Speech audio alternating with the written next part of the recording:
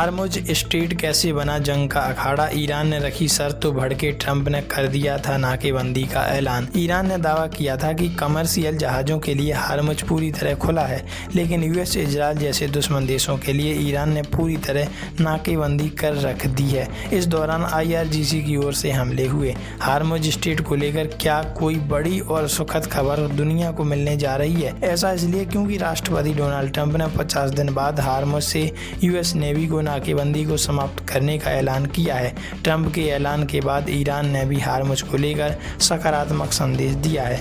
28 फरवरी को अमेरिका और इजरायल के हमले के बाद ईरान ने हार्मुज स्ट्रेट में नेवल ब्लॉकेड लगा दिया था। ऐसे में यहां से गुजरने वाली सभी ऑयल टैंकर, LPG कैरियर्स और दूसरे कमर्शियल जहाज की एक महत्वपूर्ण समुद्री मार्ग से आवाजाही रुक गई थी। ऐसे में पूरी दुनिया पर तेल का संकट गहरा गया था।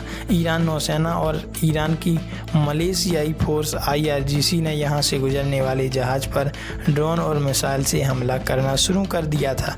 जंग के दौरान ईरान ने हार्मुज में समुद्री लैंड माइंस भी लगा दी थी। ऐसे में कई जहाज इन बारूदी सुरंग का भी शिकार हुए। 40 दिन की जंग के बाद हुआ सीजफायर। अमेरिकी राष्ट्रपति व इजरायल को कतई अंदाजा नहीं था कि ईरान हार्मुज स्ट्रेट को हथियार के तौर पर इस्तेमाल करेगा। ऐसे में पूरी दुनिया से दबाव के चलते 40 दिन की जंग के बाद 8 अप्रैल को ट्रंप ने ईरान के साथ युद्ध विराम की घोषणा कर दी। युद्ध विराम की घोषणा के बाद ट्रंप ने हार्मुज खोलने का भी ऐलान किया था।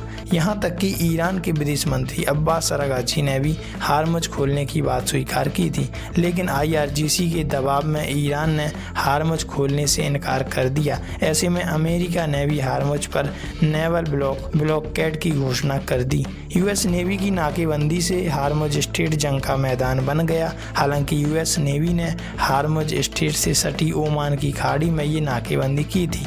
अमेरिका ने अपने दो एयरक्राफ्ट कैरियर सहित करीब 20 युद्धपोत यहां तैनात कर दिए। हार्मुज ने तैनात यूएस नेवी फ्लीट में करीब 15,000 नौसैनिक थे।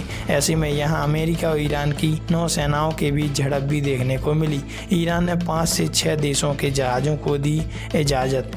ईरान ने हालांकि शुरुआत में भारत सहित कुल 5 से 6 देशों के ऑयल टैंकरों और दूसरे कमर्शियल जहाज़ों को यहां से निकलने की इजाज़त दी थी।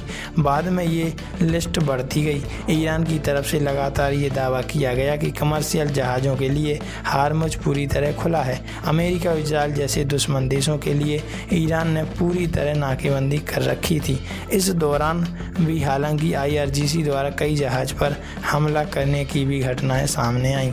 ईरान ने फिर ऐलान किया कि कमर्शियल जहाज़ गुजर तो सकते हैं, लेकिन IRGC की परमिशन लेने के बाद कुछ दिन बाद ईरान ने हार्मुज से गुजरने वाले जहाज़ों से टोल लेने का ऐलान कर दिया।